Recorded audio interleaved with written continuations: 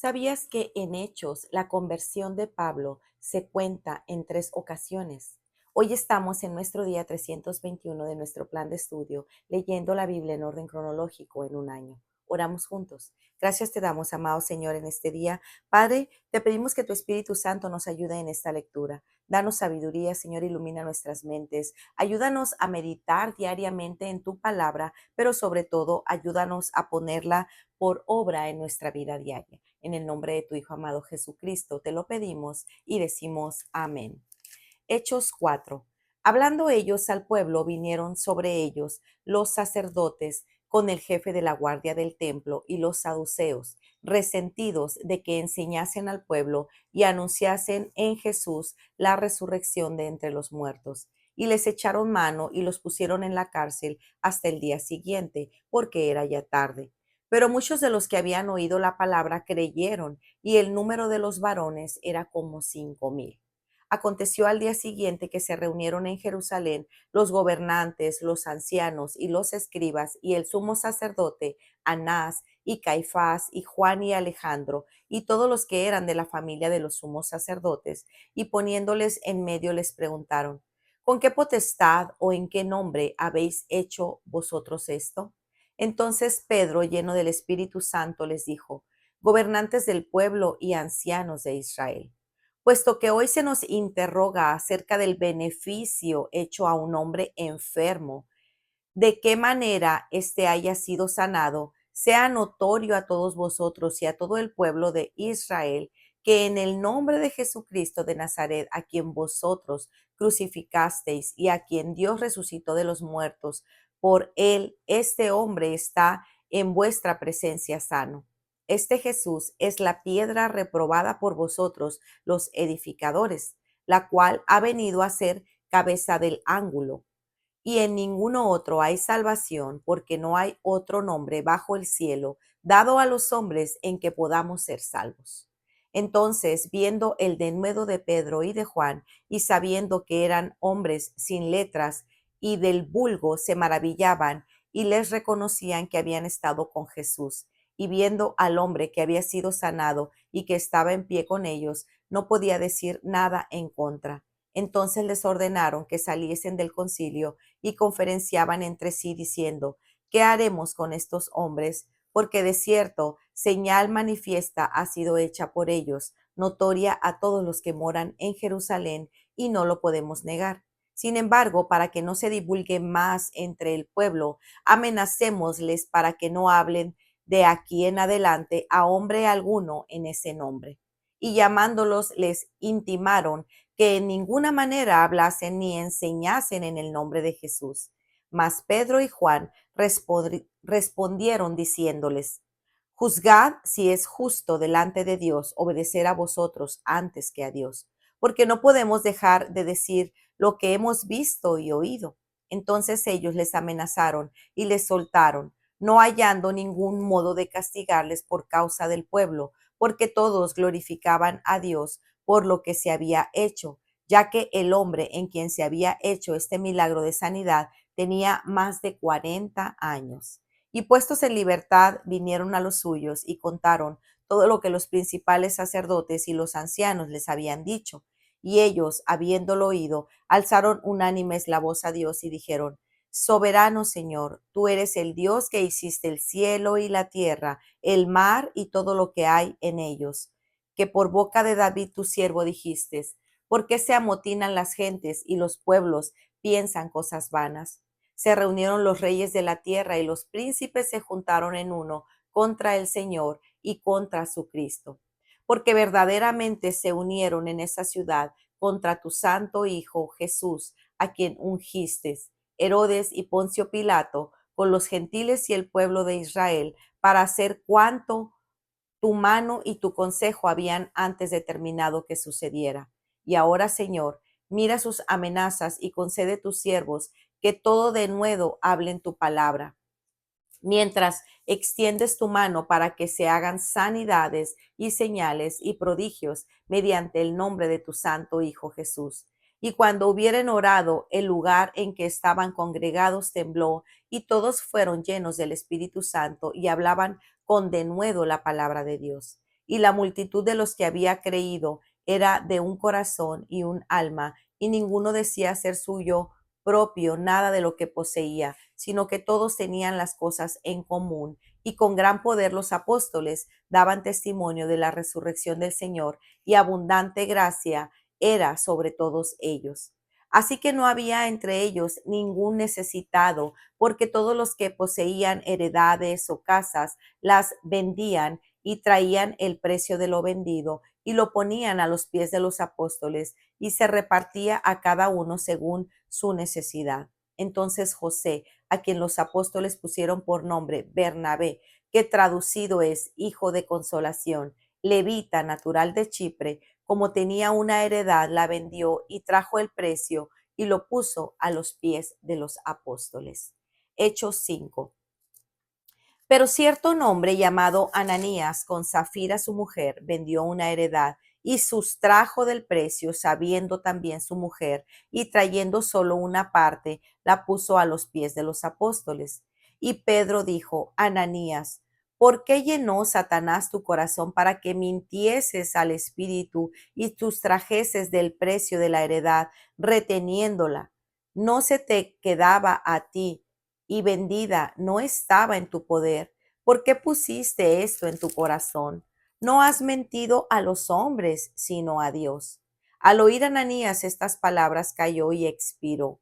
Y vino un gran temor sobre todos los que lo oyeron, y levantándose los jóvenes, lo envolvieron y sacándolo, lo sepultaron.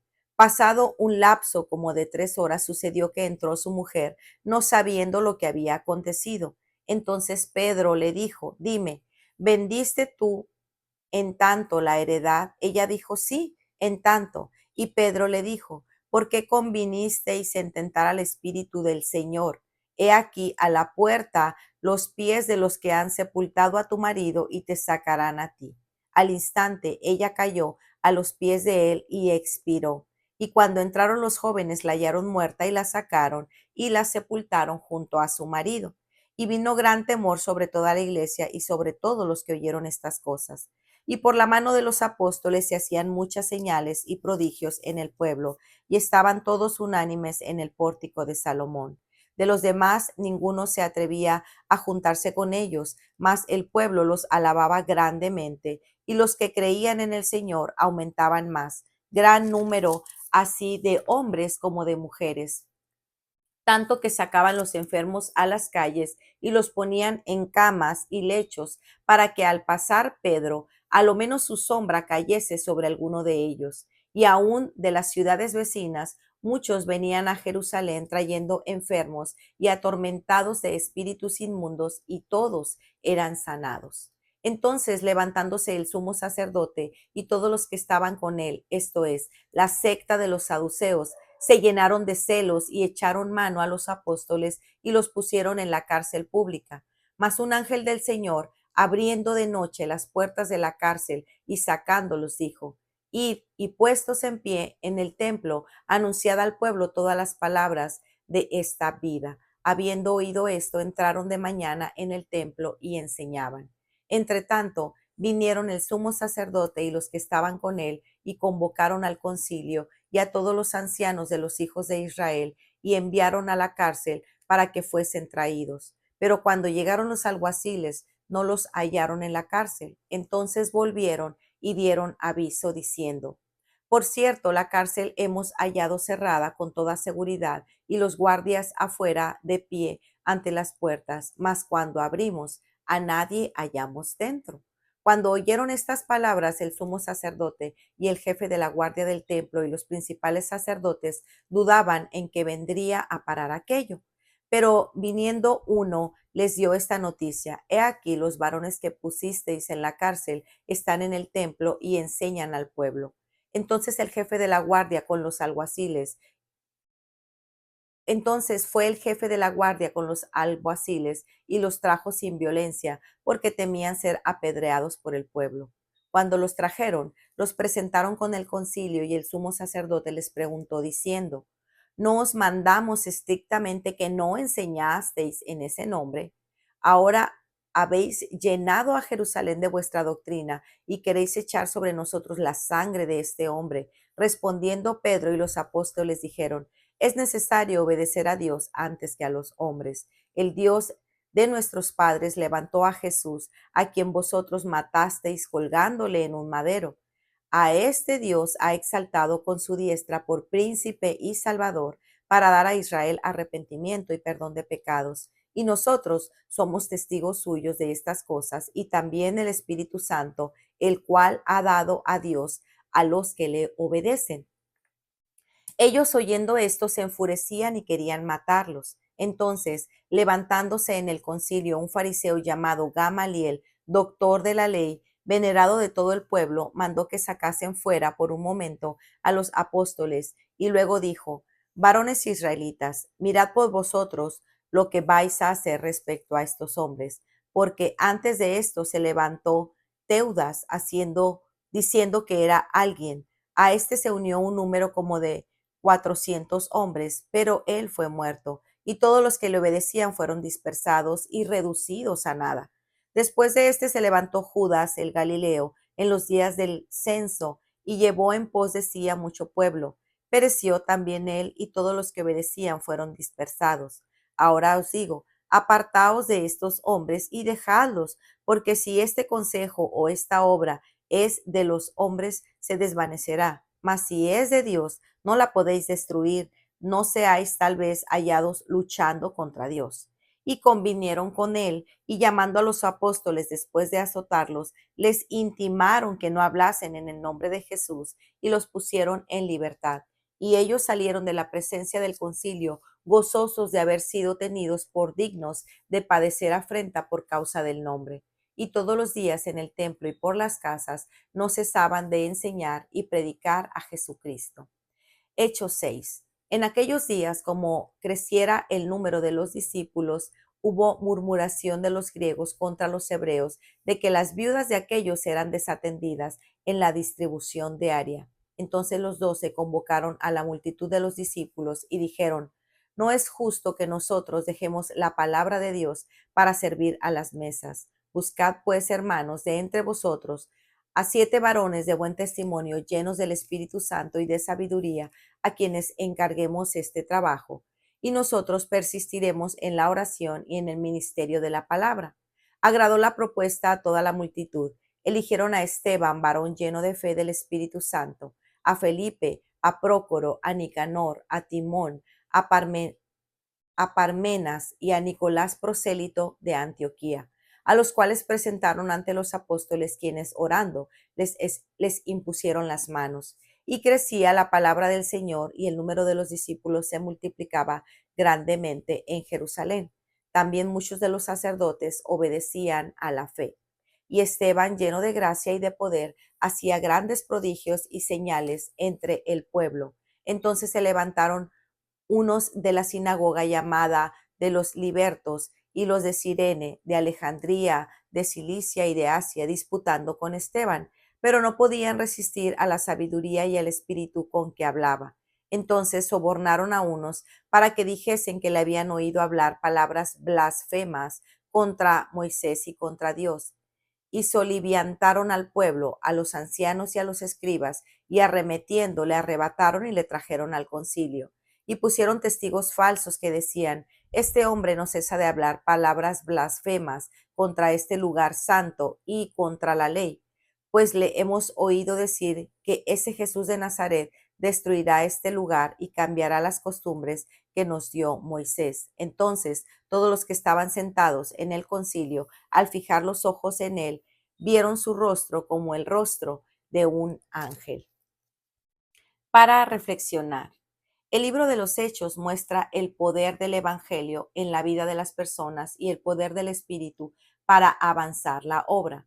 Los apóstoles predicaban a Cristo, su vida, su muerte y resurrección, sin temor a las consecuencias y con el poder del Espíritu Santo, declarándose testigos de lo que habían visto y oído. Y dieron muerte al autor de la vida, al que Dios resucitó de entre los muertos, de lo cual nosotros somos testigos. Hechos 3:15. Hoy vemos a Pedro y a Juan siendo arrestados y llevados ante los gobernantes ancianos y escribas de Jerusalén. Les interrogaban, azotaban, encarcelaban, y ellos, llenos del Espíritu Santo, lejos de defenderse, tan solo predicaban a Jesucristo. La amenaza no hacía nada para callarlos. Su denuedo dejaba a todos sorprendidos, sobre todo porque eran personas iletradas, no eran académicos ni seminaristas, eran sencillas personas llenas del Espíritu de Dios, equipadas y enviadas por Él, y para mostrar la veracidad del mensaje. Dios continuaba haciendo muchas señales y prodigios por medio de ellos, y ellos a su vez apuntaban a Jesucristo. Siempre surgían opositores que intentaban interrumpir o detener la obra de Dios, pero la responsabilidad del creyente es confiar en su Dios antes que temer a los hombres. Hoy aprendemos de los apóstoles que en medio de la persecución se regocijaban de ser considerados dignos de sufrir por Cristo. ¡Wow! Los apóstoles eran azotados, pero en lugar de sentirse como víctimas y levantar quejas contra el gobierno, ellos se sentían privilegiados de sufrir afrenta por su nombre. El Espíritu Santo no solo les llenaba, equipaba y dirigía, sino que también los libró milagrosamente de la cárcel para que continuaran llevando el mensaje. Esto tenía a los guardias y al concilio totalmente perplejos. No podían explicar humanamente lo que estaba sucediendo y por tanto querían detenerlos a toda costa. Por el poder del Espíritu Santo, ellos eran indetenibles. La llenura del Espíritu Santo nos da el valor para transmitir la palabra de Dios sin diluir y sin temor a los que se oponen. Los saduceos no creían en la resurrección y por tanto eran alérgicos a este mensaje. Dios se encarga de cuidar a sus mensajeros y de suplir sus necesidades para que la predicación no se detenga. Dios usó aún el consejo de Gamaliel, un fariseo miembro del concilio, para que dejaran a estos hombres en paz. Gamaliel dijo algo muy sabio: no tengan nada que ver con estos hombres y déjenlos en paz, porque si este plan o acciones de los hombres perecerá, pero si es de Dios, no podrán destruirlos, no sea que se hallen luchando contra Dios. Esto no se lo reveló carne ni sangre. Nadie puede estorbar los propósitos de Dios. Aún antes de que hubiera día, yo era, y no hay quien de mi mano libre. Lo que hago yo, ¿quién lo estorbará? Isaías 43:13. Siempre tendremos personas que se oponen al mensaje del Evangelio y harán todo por obstaculizarlo, pero Dios tiene testigos fieles y llenos del Espíritu Santo, dispuestos a llevar el mensaje a donde Dios mande. Su obra no se detiene. Dios no nos necesita, pero es un privilegio ser parte de lo que Él está haciendo. ¿Estás dispuesto a ir a donde Él te envíe y sufrir por el Evangelio? Toda la historia es parte del plan predeterminado de Dios. Se presentaron los reyes de la tierra y los gobernantes se juntaron a una contra el Señor y contra su Cristo, porque en verdad en esta ciudad se unieron tanto Herodes como Poncio Pilato, junto con los gentiles y los pueblos de Israel, contra tu santo siervo Jesús, a quien tú ungiste, para hacer cuanto tu mano y tu propósito habían predestinado que sucediera. Hechos 4:26 al 28. Fue parte del plan eterno de Dios el hacer que todos se pusieran contra Jesús para llevarlo a la cruz. Pero este hecho no exime de culpa a los hombres. Los judíos y los gobernantes habían actuado por ignorancia, pero ahora, reconociendo su culpa, necesitaban arrepentirse y reconocer a Cristo como el enviado de Dios. Dios es el autor de la historia y de tu historia. Puedes descansar en su bondad, su sabiduría y sus planes soberanos para cada una de nuestras vidas. El poder de una iglesia que ora. De nuevo vemos a una iglesia unánime orando continuamente, reconociendo al Dios de los cielos y la tierra como el único que tiene poder sobre todo. Es importante notar que cuando oraban no pedían protección, sino denuedo para llevar el mensaje. La presencia del Señor era tan evidente en medio de ellos que el lugar tembló. Esta presencia de Dios tan evidente les llenaba de valor. Esta llenura era como la gasolina que necesitaban para continuar llevando el mensaje. Y el Señor, a través del poder de su Espíritu, continuaba agregando a la iglesia, sanando y liberando para mostrar su poder. Una iglesia que no ora es una iglesia que no tiene poder para llevar a cabo la encomienda que Dios le ha dado de ser luz en medio de las tinieblas. A Dios no lo podemos engañar. Los creyentes estaban unidos y compartían todas las cosas. Muchos se veían movidos a vender sus propiedades para dar a los que lo necesitaban. Dios no estaba pidiendo que hicieran esto. Era algo que hacían movidos por el amor por Dios y por los hermanos desde la llenura del Espíritu. Ananías y Zafira formaban parte de la iglesia primitiva y aparentemente se vieron movidos a ofrendar, quizás al ver que los demás lo estaban haciendo, y vendieron una propiedad. Es posible que su motivación al ofrendar no era la misma que había movido a los demás hermanos a hacerlo. Cuando traen la ofrenda, mienten sobre el precio y Dios los mató a los dos instantáneamente. Esto sirvió para llenar de temor a los que observaban. Creo que en medio de todo lo que estaba ocurriendo en una iglesia, en sus inicios, era importante que Dios les recordara al pueblo que Él era un Dios santo. Él no puede ser burlado. Esta narrativa está ahí como ejemplo para nosotras. Como la iglesia no maneja el pecado correctamente, la iglesia pierde su poder y las personas pierden el temor de Dios. Esta historia también nos enseña que Dios no desea nuestros sacrificios, Él no lo necesita, Él quiere un corazón genuinamente íntegro hacia Él. Ananías y Zafira no hubieran pecado si decidían no vender su propiedad. Su pecado fue mentir a Dios. Cada uno de como propuso en su corazón, no con tristeza ni por necesidad, porque Dios ama al dador alegre. Segunda de Corintios 9:7. Mientras leo este libro, podemos preguntarnos, ¿hemos sido atrapados de tal forma que este mensaje Hemos sido atrapados de tal forma por este mensaje que estamos dispuestos a rendir nuestra comodidad y hasta nuestra propia vida para llevarlo a otros? ¿Estamos dispuestos a sufrir por el Evangelio? Oramos que Dios nos conceda gran llenura del Espíritu para poder considerar nuestras vidas como valiosas y hacer proezas confiados en Él, bajo su autoridad, su poder y por su nombre. Mientras la iglesia del primer siglo crecía, comenzaron a surgir los problemas. Lamentablemente, donde hay personas siempre habrá conflictos, murmuración, quejas y sectarismo.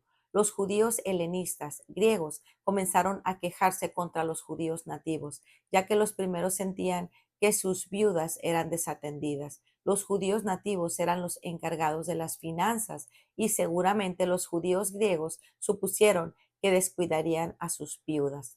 Dios se ocupa de las viudas. Desde el Antiguo Testamento leemos que Dios cuida de los vulnerables. Veremos ahora en la iglesia del primer siglo que las iglesias están llamadas a cuidar de las viudas. Ellas son importantes para Dios. Eres viuda, no estás sola. Tienes un Dios que se preocupa y cuida de ti. ¿Conoces a alguna viuda? Te animo a llamarla, a visitarla para traer aliento y ayudarla en lo que puedas. Dios te recompensará. La elección de diáconos o servidores.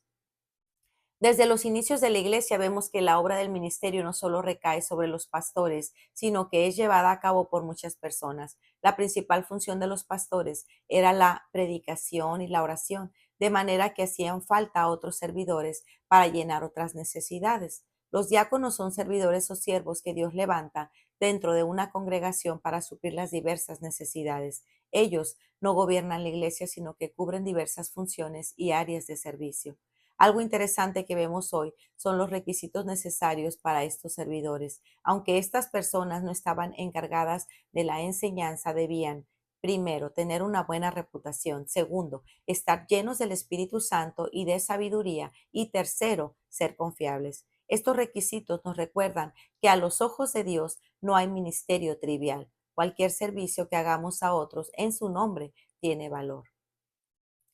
Porque ¿cuál es el mayor? ¿El que se sienta a la mesa o el que sirve? No es el que se sienta a la mesa. Sin embargo, entre ustedes yo soy como el que sirve. Lucas 22:27.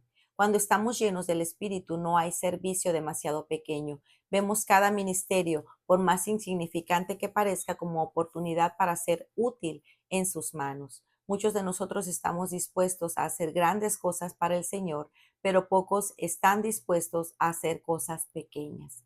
De L. Moody. Un patrón para el funcionamiento de la iglesia. Más adelante en la historia de la iglesia vemos este mismo patrón que vimos en Hechos 6. La iglesia del primer siglo debió cumplir con una serie de requisitos a la hora de establecer diáconos. Esto llama nuestra atención a la luz de que vemos hoy en muchas iglesias donde no se piden muchos requisitos para poner a alguien a servir. Movidos por un deseo bien intencionado de involucrar a los visitantes, se pasa por alto la sabiduría de Dios y se ponen de lado los requisitos mínimos para el servicio. Pero en la narrativa de hoy leemos que la llenura del Espíritu Santo y la sabiduría era necesaria aún para servir la mesa. Otra cosa que observamos es que en la congregación estuvo involucrada en el proceso de escoger a estos hombres. Los apóstoles pudieron haber designado a estas personas ellos mismos, pero pidieron a la congregación nominar a un grupo de hombres que llenaran estas cualidades. La congregación eligió 7 y los presentaron a los apóstoles. Ellos a su vez oraron para buscar la confirmación del Señor para encomendarles la obra. Qué maravilloso es ver cómo Dios bendice la iglesia cuando hacemos las cosas a su manera. Esta iglesia crecía continuamente, incluso atrayendo a sacerdotes judíos. Para meditar, ¿cómo te consuela el hecho de que nada puede estorbar los propósitos de Dios? ¿Dependes de la oración para llevar a cabo la obra que Dios te ha encomendado o dependes de tus fuerzas o tus estrategias? Cuando estás en apuros, ¿a dónde o a quién recurres? ¿Eres un instrumento dispuesto en las manos de Dios? Mirando nuestra iglesia hoy, ¿qué otras cosas podemos aprender de la iglesia primitiva a la luz de lo que hemos visto hasta aquí? Hechos 4:20 dice, porque nosotros no podemos dejar de decir lo que hemos visto y oído. Pues muy bien, amigos, este ha sido nuestro día 321. Nos vemos el día de mañana. Que el Señor les bendiga grandemente. Hasta pronto. Bendiciones.